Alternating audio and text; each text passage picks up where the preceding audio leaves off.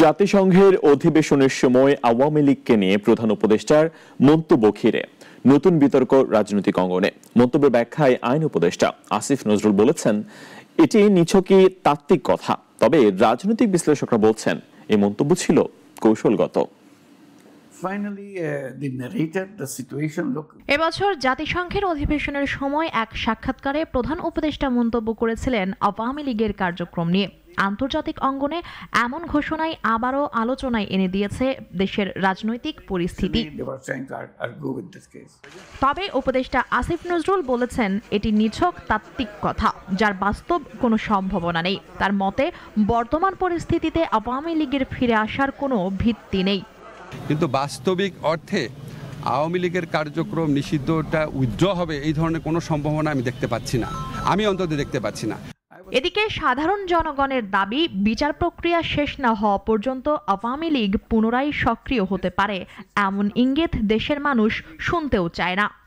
না না না, এগুলো তো মেনে নেওয়া যাবে না। গত 17 বছর যেহেতু আমরা এগুলো সহ্য করেছি। অবশ্যই এটা তো অবশ্যই কষ্ট পাইছি। ওদেরকে ভালোভাবে শিক্ষা না দিলে তো ওরা আবার ঘুরে ঘুরে এরকমই করবে। আওয়ামী লীগ নিয়ে কোনো সমস্যা না, সমস্যা হলো শেখ হাসিনা এবং তার সঙ্গে যারা ছিল, বিশেষ করে হত্যাতে যারা অন্যায় করছে তারা মাঠে না থেকে যারা ভালো দিক তুলে ধরেছে বাংলাদেশের জন্য, ওই ধরনের আওয়ামী লীগ যাতে আসে, মানে নির্বাচনে যাতে আওয়ামী লীগও যুক্ত থাকে, এটাই আমরা প্রত্যাশা। তবে রাজনৈতিক বিশ্লেষকদের মতে, আন্তর্জাতিক অঙ্গনে দাঁড়িয়ে এমন বক্তব্যের মূল উদ্দেশ্য ছিল কূটনৈতিক চাপ সামাল দেওয়া।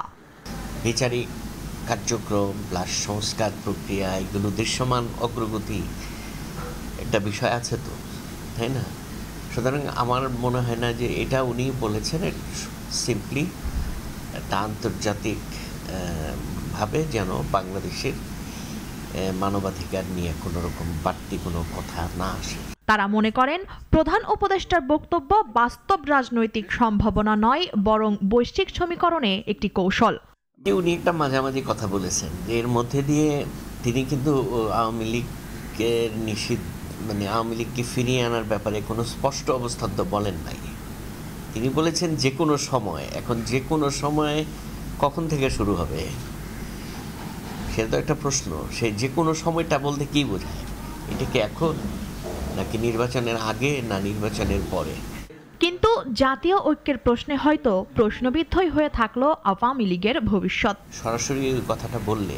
মুনিয়া চৌধুরী, নাগরিক, ঢাকা।